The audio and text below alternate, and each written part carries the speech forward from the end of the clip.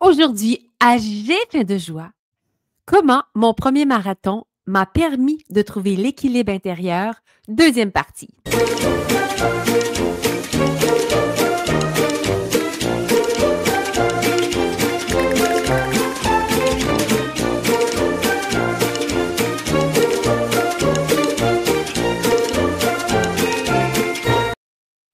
Bonjour et bienvenue à J'ai faim de joie par Madame Labriski, le podcast qui est en fait un laboratoire d'inspiration énergisante pour générer du bien-être et éveiller tout le potentiel qui est en nous. Si vous avez goût de faire de votre vie un grand rêve au lieu de rêver votre vie, ce podcast est pour vous. Un jour, j'ai réalisé que nous sommes tous des étoiles filantes qui méritent de briller. Mais encore faut-il le savoir? Faut-il le réaliser avant tout, une fois qu'on l'a compris? Alors, pourquoi se limiter?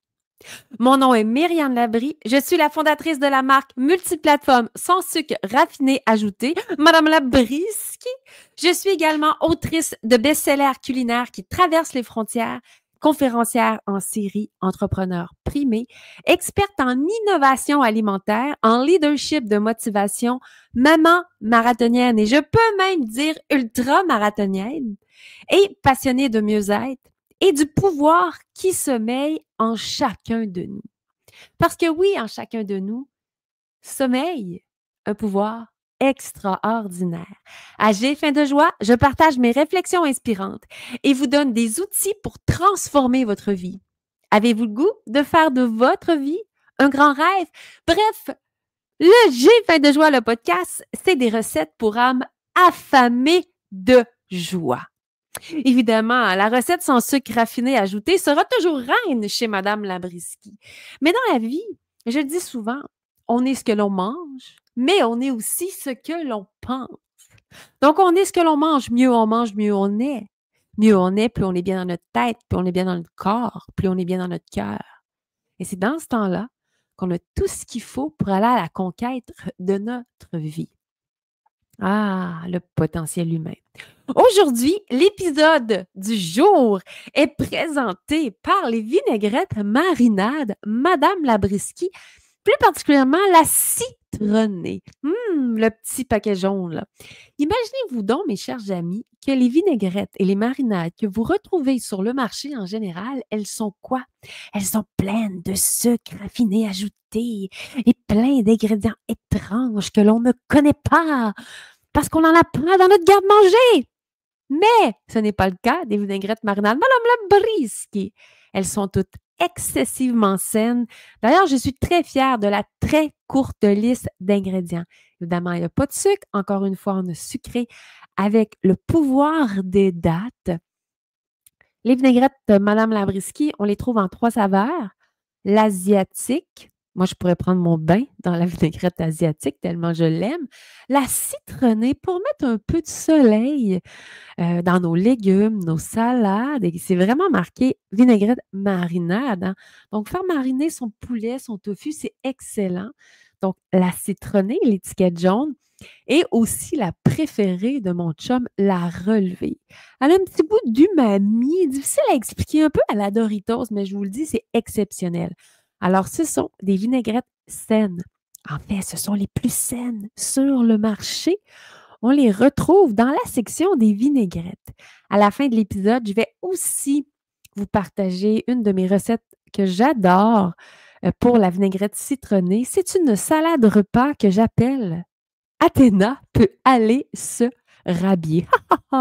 Et comme aujourd'hui, je fais la suite de l'épisode 16, comme je vais plonger, pas dans l'univers de la course à pied, mais dans l'univers vraiment de l'énergie qui sommeille en chacun de nous. À la fin de l'épisode, je vais aussi vous proposer une recette de galette qui s'appelle Cours Forest. Donc, c'est la recette que je me fais toujours en grande quantité lorsque je fais une surcharge en glycogène avant les marathons. Donc, je ferai certainement un épisode pour parler de la surcharge en glycogène. Mais dites-vous que si vous en allez monter une montagne, que si vous avez une grosse journée, la galette Cours Forêt. C'est une excellente option, bien sûr, sans sucre raffiné ajouté. Mais là, j'ai très hâte de plonger dans le vif du sujet du jour. Comment mon premier marathon m'a permis de trouver l'équilibre intérieur. Deuxième partie. Alors, à l'épisode 16, je disais pourquoi la course à pied a le pouvoir de transformer votre vie.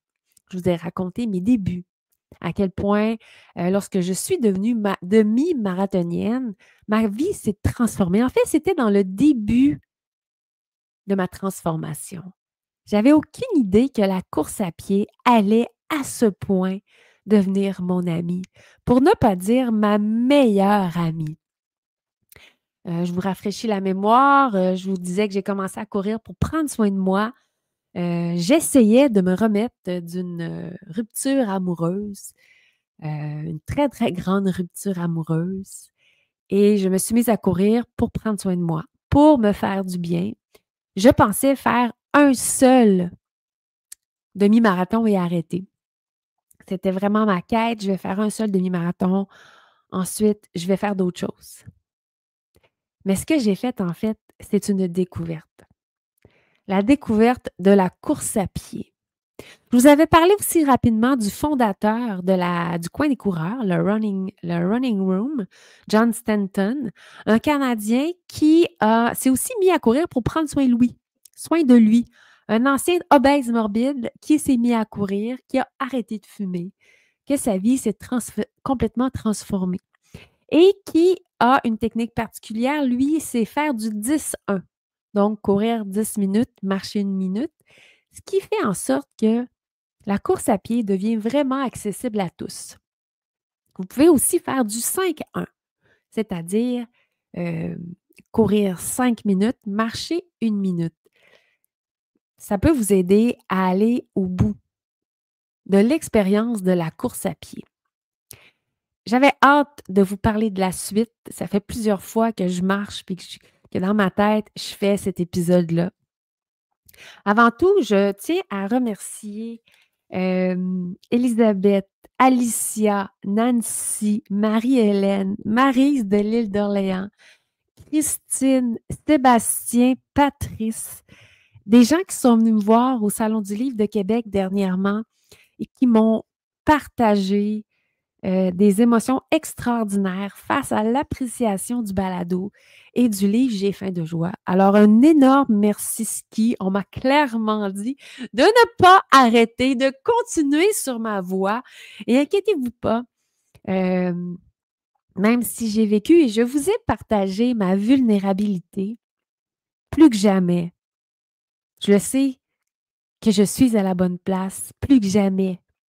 Je sais que je suis en mission avec vous, avec toi, pour te permettre de cheminer, pour te permettre d'évoluer comme être humain. On vit tous par moments avec le chapeau d'imposteur. Mais moi, je suis persuadée d'une chose. Si on peut l'imaginer, on peut vraiment le faire. Je crois énormément à ça. Et tout comme la course à pied m'a éveillée sur ma mission de vie, de faire une différence dans la société, en démontrant que manger santé et surtout en coupant les sucres raffinés ajoutés pouvait faire une différence, eh bien, je te confirme que je le sais maintenant plus que jamais avec les témoignages reçus qui se sont arrivés à moi comme des cadeaux incroyables.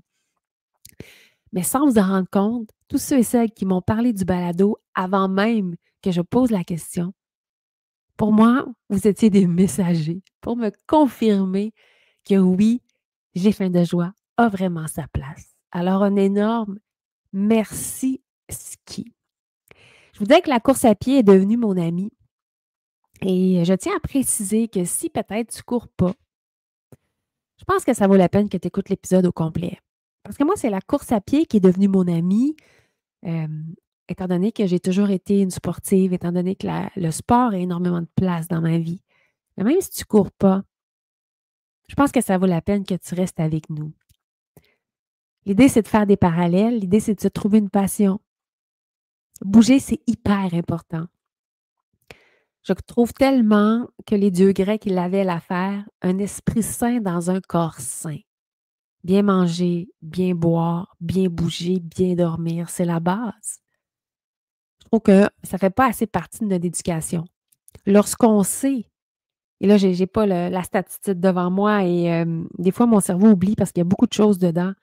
Mais lorsque l'on sait que la grande majorité des Québécois et des Canadiens, je ne sais pas si c'est comme ça aussi en France et en Belgique, peut-être pas.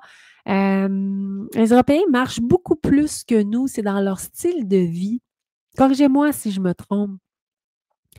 Mais c'est prouvé que les Québécois et les Canadiens, on ne bouge pas assez. Plus de la moitié des Québécois et des Canadiens ne font pas le minimum d'activité physique. Je considère que ça devrait faire partie de notre éducation très jeune, tout comme on doit manger, tout comme on doit boire, tout comme on doit dormir, bouger. C'est tellement important sur notre puissance, justement pour arriver à aller chercher sa puissance intérieure. Et quand je dis que la course à pied a complètement transformé ma vie et qu'elle est devenue ma meilleure amie, c'est parce qu'elle m'a appris à me canaliser. La course à pied m'a démontré, m'a aidé à trouver mon équilibre intérieur. Et là, je suis désolée, après un salon, souvent, j'attrape des choses dans les salons, malheureusement. Je vais essayer de ne pas trop moucher, je vais essayer de ne pas trop tousser non plus dans l'épisode d'aujourd'hui. Les salons du livre, les foires, c'est toujours des grands événements où, personnellement, en tant que Madame Labriski, j'ai l'honneur de rencontrer plein de gens et de recevoir une vague d'amour qui est extraordinaire, qui, à chaque fois, m'énergise pour continuer dans ma quête. Mais d'or et d'admettre qu'on rencontre toutes sortes de gens, on fait plein de câlins. Je finis toujours avec des petites bébites, mais ça jamais ça ne je reste jamais longtemps. Pourquoi? Parce que j'ordonne à mon corps de rapidement se débarrasser de ces microbes. Lui, il me dit: Hey, la grande, t'es fatiguée. OK. Et moi, je lui dis: OK, je t'écoute, mais s'il te plaît, fais vite en sorte que tout ça disparaisse. Alors oui, nous avons un pouvoir en nous qui est extraordinaire. Alors, mais pourquoi le marathon?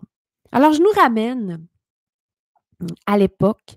J'ai fait mon premier demi-marathon en 2006. Premier marathon en 2007. Donc, premier marathon, je fais le premier demi-marathon, je fais le marathon de Québec. Dans le cadre du marathon de Québec, je fais le demi-marathon. Je pense en faire un, je pense arrêter après. Lors du moment où on m'a mis ma première médaille de participation autour du cou, où j'avais les endorphines qui étaient en moi, j'ai savouré ce moment. C'était extraordinaire.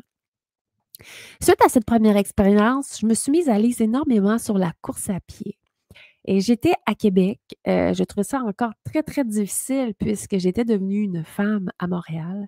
Donc, je me suis dit, si je suis partie de rien ou presque de rien, parce que j'étais une coureuse, mais pas une coureuse assidue, si je suis partie de presque de rien à faire un 21,1 km, si je faisais un 42,2 km, et si je devenais vraiment, vraiment, vraiment une vraie marathonienne, j'avais du temps, j'avais pas d'enfant évidemment, j'avais pas de chum.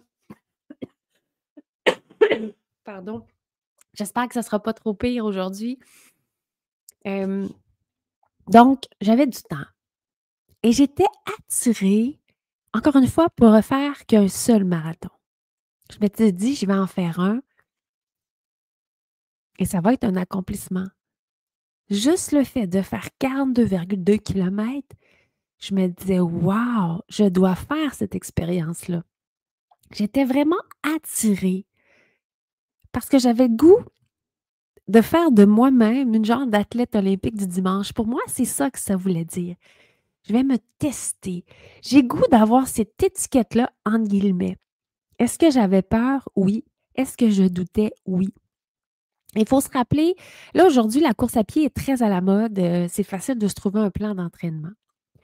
En 2007, donc j'ai fait, oui, en 2007, c'était pas aussi à la mode que maintenant.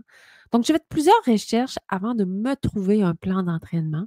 Je dis toujours que je me suis entraînée en autonomie, c'est-à-dire que je me suis trouvé un plan d'entraînement et je me disais, tu vas faire ce que tu avais à faire. J'allais encore avec le club de course en question, qui était très, très, très récréatif, qui était très OK en passant. Mais je me suis fait un programme d'entraînement à partir de programmes que j'avais trouvés sur les réseaux sociaux. Donc, je commence mon entraînement et ben, il y a pas de secret, hein. Un demi-marathon, c'est 21,1 kilomètres. Un marathon, c'est 42,2. Donc, lorsqu'on va passer au demi-marathon, sur le marathon, ben, il nous reste encore un autre demi-marathon. Donc oui, ça me faisait peur parce que j'en avais fait que le demi et j'avais terminé mon demi épuisée. Donc, je me disais: «Comment est-ce que je vais faire?»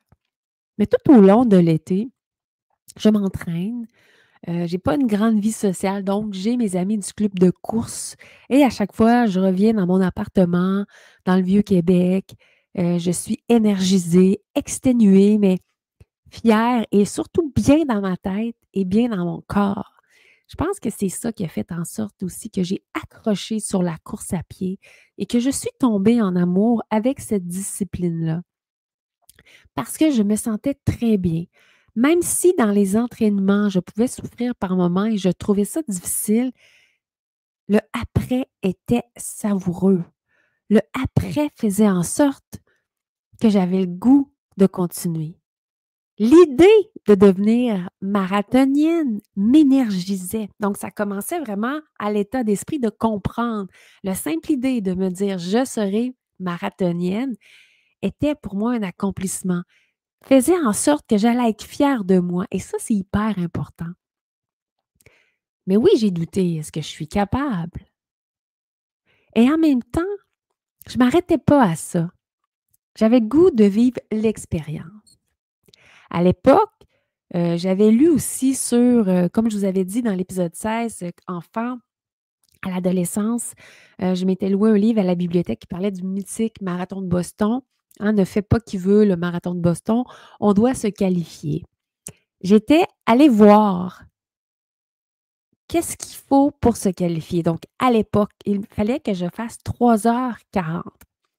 Et j'avais mis ça en haut de ma tête, on va dire dans l'univers, OK, 3h40, en me disant, juste l'effet de s'inscrire à un marathon, c'est un commitment. C'est-à-dire que je m'inscris à un marathon. Moi, Myriane Labrie, je m'engage à me préparer pour vivre l'expérience physique de courir un 42,2 kilomètres. Alors ça, c'était une forme de contrat avec moi-même. Toujours dans une quête de me sentir mieux. J'étais dans une période qui était encore difficile. Ça m'a pris énormément du temps de me remettre de cette peine d'amour-là. J'avais perdu mes repères. Donc, le demi-marathon m'avait aidé. Là, je tombais à un autre niveau. Je vais pousser plus loin le potentiel qui peut-être est en moi. La simple idée de faire l'expérience m'énergisait. Et ça, c'est toujours un signe. Hein. J'en parle dans mon livre J'ai faim de joie, d'écouter les signes, les messages que notre corps nous envoie. Si on est énergisé, c'est un bon signe. Si le simple fait d'y penser nous donne un genre d'élan, nous emballe, à la limite, nous excite, mais ça, c'est quelque chose qu'on doit considérer. Il ne faut pas éteindre cet élan-là. Il faut plonger dans cette direction-là si le simple fait d'en parler nous excite, nous emballe. Si le simple fait d'en parler fait qu'on a des étoiles dans nos yeux. C'est important d'avoir des étoiles dans nos yeux. Je l'ai dit, on est tous une étoile filante qui mérite de briller. Et là, j'aime faire ma trame sonore. Piou! On va passer. Piou! Un jour, ça va être terminé. Donc, on est une étoile filante. J'ai le goût de faire l'expérience du marathon. Je m'inscris au marathon. Je m'entraîne pendant l'été. Je suis quand même stressée. Je me dis, quand je vais passer au demi-marathon, il va me rester un autre demi-marathon. Alors, j'ai fait mon entraînement. Le jour de l'événement, j'étais encore plus fière. Je pense que je me souviens encore ce que je portais, une camisole blanche. Je m'étais acheté un nouveau short de course. Et j'étais très, très, très, très, très fière. Vous savez, dans une préparation marathon, oui, il y a l'entraînement, mais pendant la course aussi, si notre corps est prêt et que notre tête est prête, il y a aussi la gestion de notre alimentation. Et je m'étais acheté des gels et j'étais prête à savourer. Le matin, je parle des gels, c'est des gels énergétiques, là, dans le fond, qu'ils vendent. Mais le matin de cette course-là, j'avais pas peur. Pour moi, c'était la grande fête. Et lorsque j'ai fait un jour, là, je veux pas scooper ce que je suis en train de dire, mais une fois lorsque j'ai fait le marathon de Boston, j'ai assisté à une conférence qui disait de voir la course comme une grande fête. Et j'ai toujours retenu cette notion-là parce que ce matin-là, de ma première course, ma première marathon, mon premier 42,2 km, oui, j'étais stressée. Oui, entre guillemets, j'avais peur, mais j'étais surtout à la fête de la réalisation de ce beau projet, de vivre l'expérience. Donc, je n'étais que dans du positif. Et j'avais pas de doute, il n'y avait pas de pression de performance, c'était de la joie profonde pour moi parce que j'allais vivre cette expérience-là euh, qui j'espérais extraordinaire. Qui j'espérais, je ne savais pas, mais je me doutais bien que ça allait transformer ma vie. Alors, ce matin-là, j'étais dans un état de joie, d'excitation. Et la course, elle a commencé. J'étais tellement contente. J'étais tellement fière de dire, je ne suis pas demi-marathonienne. Je suis sur le parcours du marathon et je vis cette expérience-là. Je pense que je me souviens encore. J'étais partie avec une bouteille d'eau dans les mains. C'est un choix que je fais. C'est étrange. J'ai fait beaucoup de très grands marathons avec une bouteille d'eau dans les mains. Et je la lâche à 2 kilomètres de la ligne d'arrivée. Donc, vous venez d'apprendre qu'il m'arrive de courir 40 kilomètres avec une bouteille d'eau dans les mains.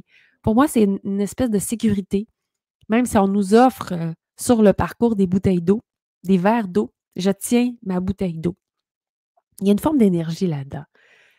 Mais je me souviens de passer dans mon premier demi-marathon, le moment où j'ai passé, pardon, dans mon premier marathon, au moment où j'ai passé au demi-marathon.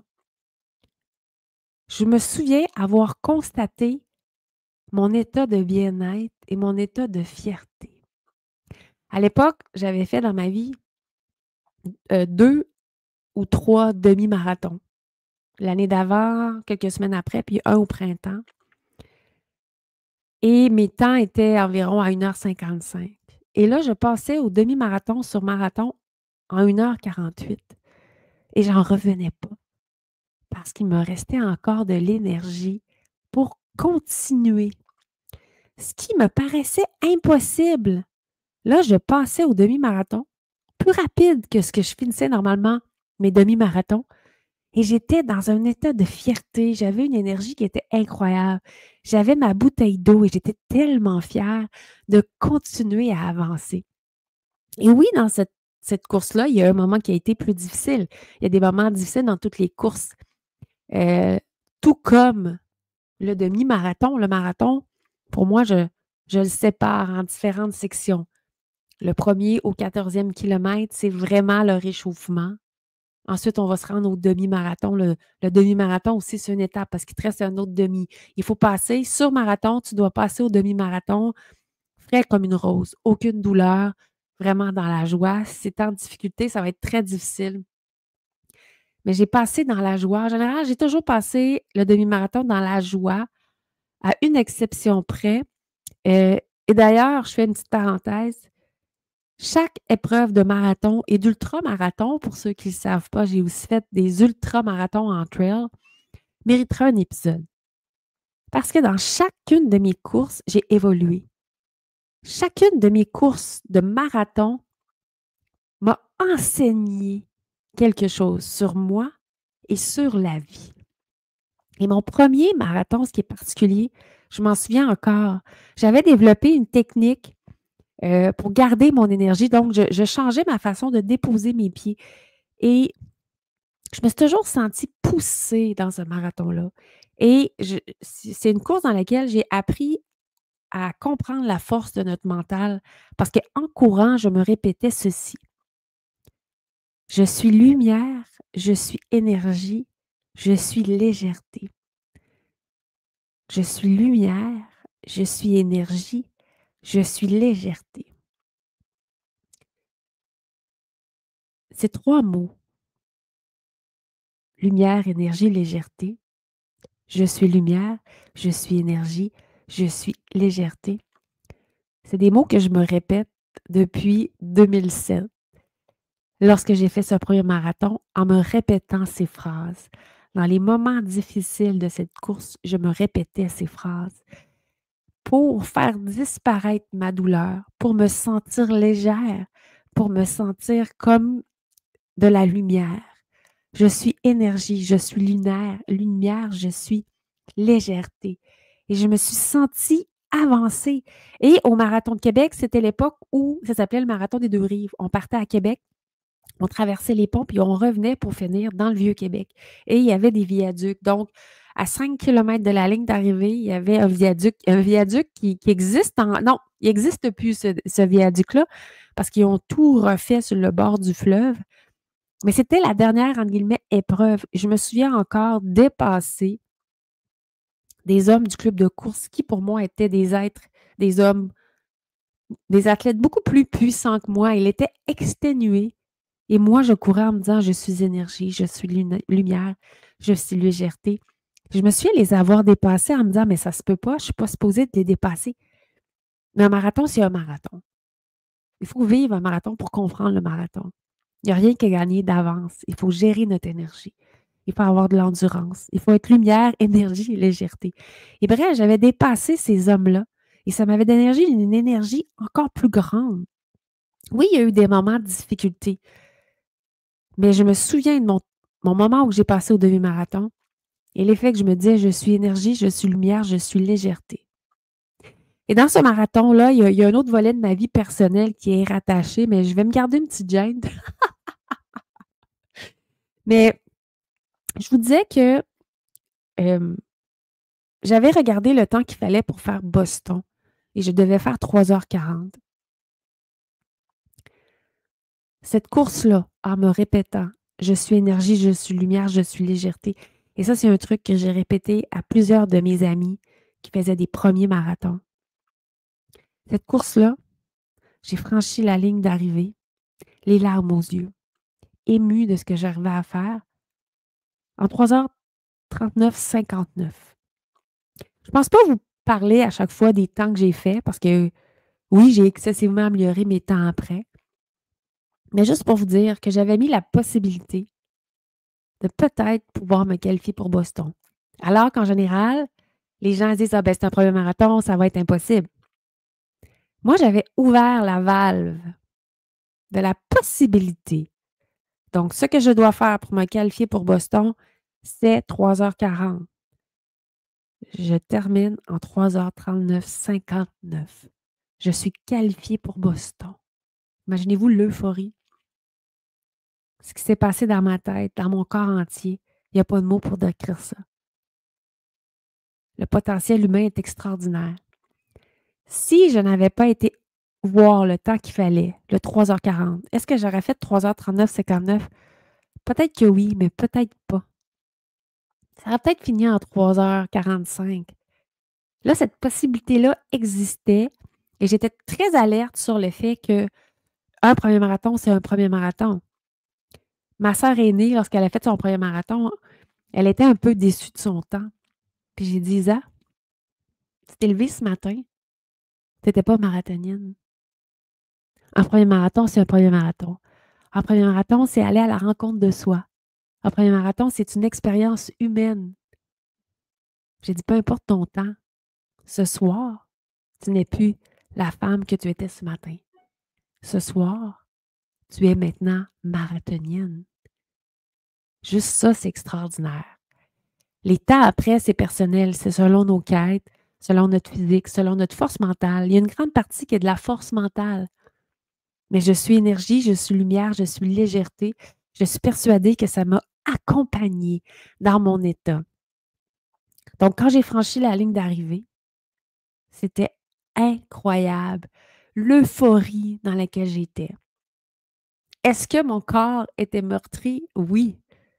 Mon corps, mes jambes étaient remplies de micro-déchirures. De là aussi, après, l'acide lactique et à quel point les marathoniens sont, en guillemets, raqués. Ce qui est intéressant, c'est que le pire raquage, là, c'est le premier puis le deuxième marathon. C'est l'enfer sur Terre, à quel point on est raqué après. Mais les marathons qui suivent, c'est pas si pire que ça. Les marathons qui suivent, c'est que notre corps se souvient, notre corps a des mémoires. Notre corps, c'est comme un gros muscle qui a une capacité incroyable. Moi, je suis persuadée que l'effet que je disais: «Je suis énergie, je suis lumière, je suis légèreté», j'ai je suis allée dans un état d'esprit de légèreté, de lumière et d'énergie et donc de possibilités. Et mon corps m'a permis de me faire, ainsi que ma tête, m'a permis de me qualifier pour Boston sur la feste à 1 seconde près. Donc, on était fin août 2007 et au printemps 2008, je faisais mon premier Boston. Il a été incroyable. Certaines personnes, lorsqu'ils font des marathons, vont rencontrer le fameux mur. Vous l'avez sûrement déjà entendu parler. Le fameux mur qui, normalement, va se passer environ au 32e, 35e kilomètre. Parce que ce qui est fascinant, puis je vais revenir sur le mur, moi, en passant, je n'ai jamais vécu le mur. Je veux tout sauf vivre le mur, donc j'ai un protocole alimentaire que je respecte. La semaine avant, 7 jours avant un marathon, et je programme ma tête et mon corps à ne pas rencontrer le fameux mur.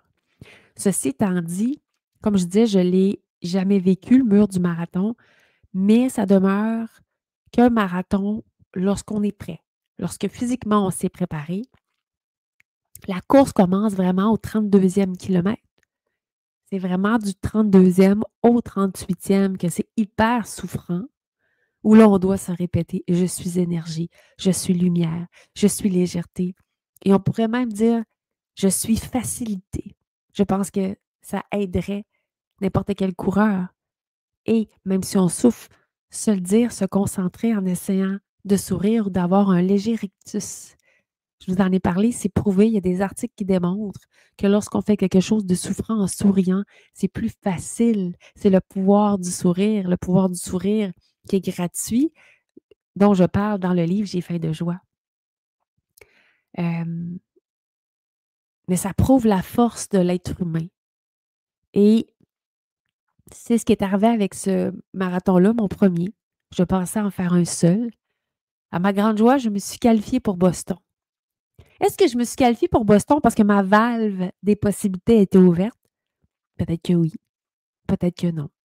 Est-ce que je me suis qualifiée pour Boston parce qu'à quelque part à l'intérieur de moi, j'y croyais sans pression? Est-ce que je suis arrivée à faire ce premier marathon-là en me qualifiant pour Boston parce que je n'étais que dans un état de joie profonde, sans pression? Comme je viens de dire, j'étais uniquement dans un état de joie, à la puissance de la joie. Pas pour rien que ça s'appelle J'ai faim de joie, le balado. Et mon livre, l'idée, c'est de se nourrir à un autre niveau. Un niveau où je trouve qu'on ne parle pas assez. Ça va avec le potentiel humain qui est extraordinaire. Donc, un marathon, ça a l'air bien épouvantable, courir 42,2 km. Lorsqu'on s'est préparé, lorsqu'on a fait ce qu'on a à faire, le corps est prêt, la tête est prête. Ceci étant dit, si je me prépare pour un demi-marathon au 21,1 km, je veux que ça arrête. Même chose lorsque je fais des courses de 10 km. Là, ça fait longtemps. Je cours le 10 km de façon fréquente, mais faire une course de 10 km, ça fait longtemps que j'en ai pas fait. Moi, je trouve ça plus souffrant qu'un demi ou qu'un marathon parce qu'on va à une toute autre vitesse. Mais lorsqu'on est programmé pour quelque chose et qu'on y va avec notre cœur, c'est fou le potentiel humain. Et moi, la course à pied, le marathon m'a démontré mon équilibre intérieur parce qu'il m'a canalisé. Il y a eu des déclics énormes sur ma vie. J'ai appris à me comprendre. Il m'a amené à trouver une certaine harmonie en moi à une époque, fin vingtaine, où c'était complètement le chaos. Dans mon livre J'ai faim de joie, page 97, guide numéro 4, je parle de la puissance de l'harmonie. Moi, le marathon m'a permis de trouver mon équilibre intérieur. C'est quoi trouver son équilibre intérieur? C'est trouver son harmonie. Alors, il est marqué: nous sommes les seules personnes responsables de nos actions et de nos états d'âme. Si nous ne nous sentons pas bien dans une situation, ce n'est jamais à cause des autres. C'est plutôt que nous sommes en harmonie avec nous-mêmes. C'est que nous ne sommes pas en harmonie avec nous-mêmes. Si on n'est pas en harmonie, on ne peut pas avancer dans la joie et dans la facilité puisqu'on n'est pas bien. Ce n'est pas aux autres de faire votre bonheur, notre bonheur. C'est à nous de nous organiser pour être bien. Donc, l'harmonie est une source de puissance et de bien-être. C'est écrit en caractère gras. Moi, on se rappelle, je me suis mise à la course à pied pour prendre soin de moi parce que j'étais pas bien, parce que j'étais dans une quête de me faire vraiment du bien. Il y a un autre passage que je trouve super intéressant. Si nous pouvions apprendre l'art de nous maintenir en harmonie avec nous-mêmes par nos pensées et nos sensations, je crois que nous accomplirons de plus grandes choses. Personne d'autre que vous n'a ce pouvoir. C'est incroyable, hein? Moi, mon premier marathon, je l'ai fait dans un état de joie, dans un état de vivre l'expérience. Et je ne sais pas pourquoi je m'étais dit, je suis énergie, je suis lumière, je suis légèreté. En te disant, je ne sais pas pourquoi, j'ai eu ma réponse. Parce que je suis dans ma quête. Et déjà, à l'époque, ma mission commençait à naître en moi. On se souvient que c'est la course à pied, entre autres, mes besoins énergétiques qui ont fait naître l'univers de Madame Labriskie sans sucre raffiné ajouté et gourmand. Et que là, j'ouvre sur le pouvoir de l'humain, sa puissance à tous les niveaux, que ce soit pour perdre du poids, de changer d'habitude, de changer de carrière, d'oser voir grand, de devenir un athlète. Le potentiel est extraordinaire.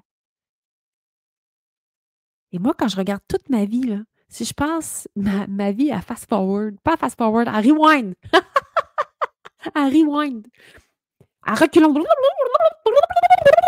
comprenez ce que je veux dire?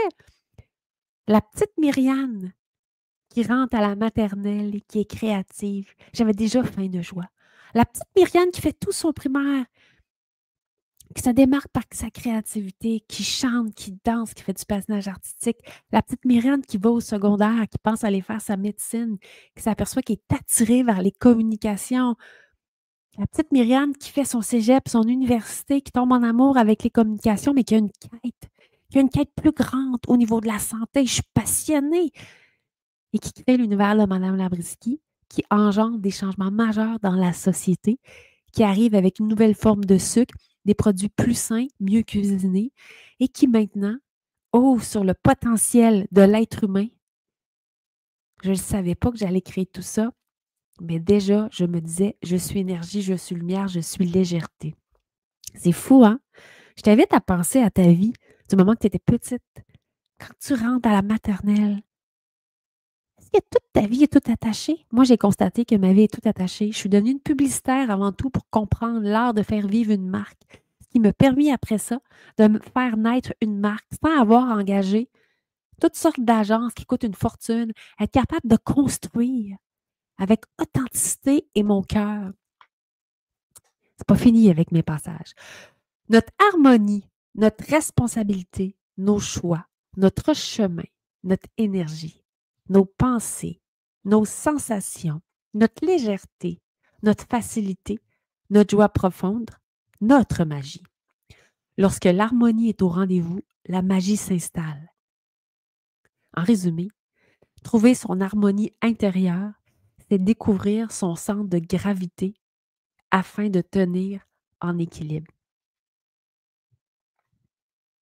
Wow!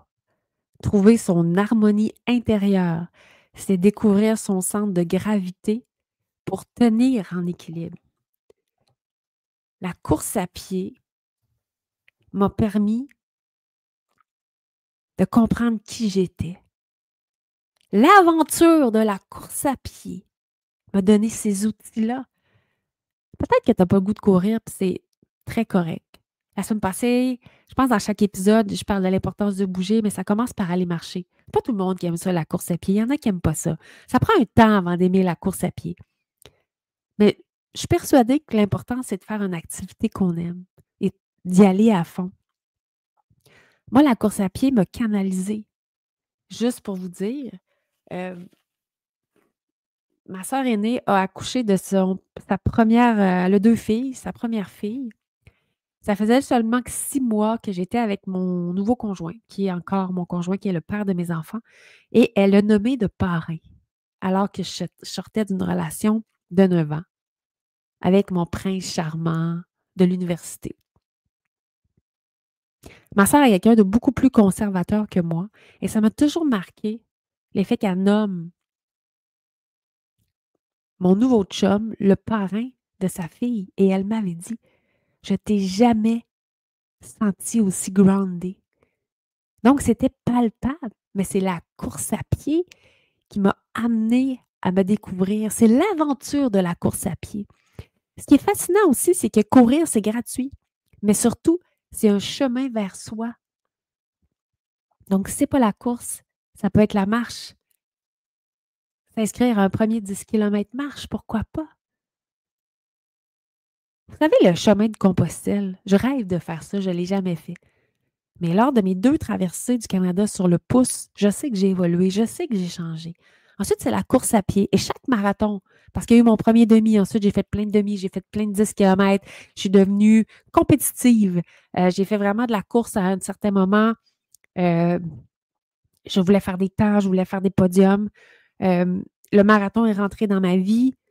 Premier marathon, je pense en faire seulement qu'un. Finalement, je me qualifie pour Boston parce que j'étais lumière, légèreté et énergie. Je fais Boston. Mais là, à Boston, j'ai pogné mon 2 minutes en bon québécois. Là, j'ai voulu faire les plus grands marathons au monde. Fait que Boston, New York, Chicago. J'ai fait Philadelphie, j'ai fait Toronto. J'ai refait Chicago. Et chacun de mes marathons a son histoire. L'histoire qui m'a fait évoluer, en tant qu'être humain, autant au niveau physique que mental. Parce qu'à chaque fois, c'est une grande aventure. À chaque fois. Parce que c'est s'engager face à soi-même pour se préparer pour un événement. Il y a juste une fois où je devais faire le marathon du Petit Train du Nord et je dirais juste une fois que j'ai été inscrite. Donc, moi, je considère du moment qu'on s'inscrit, c'est un engagement avec soi-même, c'est un contrat. Et c'est arrivé juste une fois que je n'ai pas fait la course. Je suis rentrée dans un épisode d'épuisement, le début de ma descente aux enfers, et on avait considéré que je m'enlevais cette pression-là, de cette préparation-là, qui a été un bon choix. Mais ça a été la seule fois, mais comme je viens de dire, le début d'une certaine descente aux enfers et une période d'épuisement, mais qui a fait naître le livre J'ai faim de joie. Donc, il n'y a jamais rien qui arrive pour rien. J'y crois énormément. Mais pour moi, la course à pied, c'est gratuit, mais surtout, c'est un chemin vers soi. Donc, la préparation jusqu'au jour de la course, qui est une grande fête. Et là, pendant la course, c'est vraiment un chemin vers soi. En fait, j'ai découvert une phrase que j'adore. On ne court pas pour fuir, on court pour se retrouver. On ne court pas pour fuir, on court pour se retrouver. Si vous n'avez aucune discipline dans votre vie sportive, je vous invite, je vais répéter la marche parce que la marche, tout le monde peut ajouter ça à sa vie. On court pour se retrouver, on marche pour se retrouver, on nage pour se retrouver. Il faut, je crois, oser vivre des expériences parce que c'est comme ça qu'on arrive à se retrouver. Et il n'y a personne qui peut nous le faire pour nous. C'est nous avec nous-mêmes. Alors, ce premier marathon m'a enracinée sur qui je suis vraiment dans la vie, a fait de moi une entrepreneur. Et je remercie la course à pied, je remercie ce marathon. Je me remercie d'avoir écouté cette pulsion-là, de vivre l'expérience parce que j'avais goût d'être marathonienne, parce que c'était pour moi ma façon de vivre mes Jeux olympiques. Alors, c'est en écoutant ces pulsions-là, c'est ça qui est intéressant. Et le fameux « je suis énergie », « je suis lumière »,« je suis légèreté », je me le répète dans tous mes marathons parce que je veux que ce soit agréable, dans la joie. Juste pour vous dire, un de mes marathons où j'ai terminé avec 2 claquages. Ça, j'ai énormément appris aussi. J'étais dans un état de souffrance absolue. Maintenant, aujourd'hui, je le sais que j'aurais dû arrêter parce que ça a été long de se remettre de ces blessures-là. Mais j'étais tellement concentrée et malgré la douleur, je me répétais, je suis énergie, je suis lumière, je suis légèreté. Et ça m'a vraiment aidé à avancer. Tu t'imagines la puissance de notre mental? Bon, cette fois-là, je viens de dire, j'aurais dû arrêter, mais ça parle quand même de la force incroyable qui est en nous. Alors sur ce, je dois admettre que c'est presque un petit miracle, cette puissance-là. Je ne sais pas quand tu écoutes l'épisode. Cet épisode-là, il va être disponible à quelques jours du congé de Pâques. Donc, j'ose dire que c'est un petit miracle. Et c'est la puissance qui est en nous. Moi, j'utilise le marathon, m'a permis de m'apercevoir de cette puissance-là. Mais cette puissance-là, on l'a pour peu importe le projet. Je pense à Maryse de l'île d'Orléans. Bonjour Maryse, ça me fait plaisir d'être avec toi aujourd'hui. Je suis contente que tu sois là, qui me parlait qu'elle avait des projets. N'importe quel projet que l'on a, on a la puissance de le faire. On a la capacité. Et ça doit se faire dans la joie, dans la légèreté, dans l'énergie. Alors, je répète ma phrase que j'adore. On ne court pas pour fuir.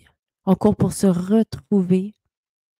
Si vous avez un grand projet, plongez dans votre projet. Allez-y. C'est pas facile tous les jours. Un marathon, c'est pas facile. La préparation pour un marathon, elle est excessivement exigeante. Des fois, on n'a pas le goût. Mais ce qui est payant, c'est quand on le fait jusqu'au bout. Et la grande joie, c'est le après. Le après. Il n'y a rien pour décrire ces endorphines-là. Cette joie puissante qui nous énergise, qui nous permet de se rendre compte qu'il n'y a aucune limite. Et surtout, qu'on est des étoiles filantes qui méritent de briller. Ouah! Sur ce, mes chers amis, merci d'être à l'écoute. Comme à chaque semaine, si vous avez aimé l'épisode, si ça vous inspire, si ça vous motive, merci de mettre des étoiles. Que vous soyez sur Spotify ou Apple Podcasts, c'est très simple. Il y en a qui m'ont dit « Ah, je sais pas comment. » Sur Apple Podcasts, descendez, vous pouvez mettre des étoiles, vous pouvez même laisser un commentaire, laisser une note. Ça, c'est complètement magique. Complètement magique. Même chose sur Spotify. L'idéal aussi, c'est de vous abonner pour recevoir les notifications. On vient aussi, ça y est, d'ouvrir la page, le groupe Facebook « J'ai faim de joie ». Donc, je vais mettre le lien ici bas. C'est vraiment une page pour parler des différents sujets en coulisses. Alors, je vous invite à vous abonner. Je mets le lien immédiatement en dessous de la description. Donc, la page, le groupe Facebook « J'ai faim de joie ».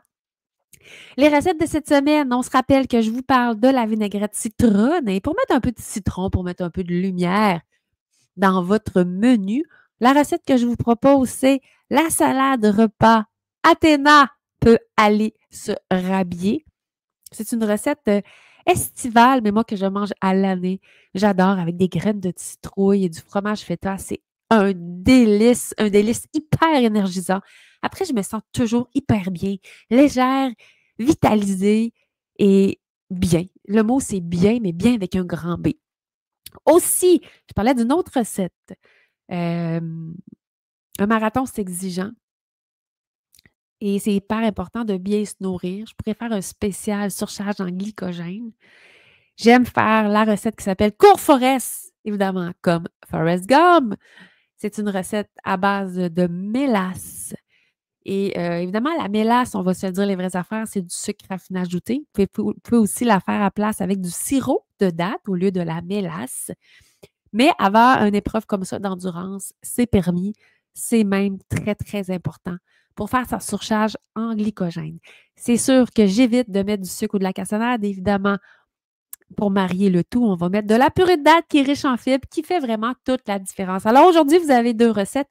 La salade repas Athéna peut aller se rhabiller avec la vinaigrette marinade citronnée de Mme Labriski, les vinaigrettes les plus saines sur le marché et la recette Cours Forest. Sur ce, laissez des étoiles, partagez l'épisode avec des amis qui ont faim de joie et qui sont affamés de joie. Ça, c'est vraiment le plus beau cadeau que vous pouvez me faire parce que oui, je vais continuer. Et dites-vous que ce projet-là, entre guillemets, c'est du bénévolat. Je le fais pour aller plus loin. Je le fais pour mettre la table sur toute la puissance qui s'en vient chez Mme Labriski. Alors, chers amis, merci d'avoir été avec moi. On se dit à la semaine prochaine. Oh, et là, la musique va repartir et c'est parti.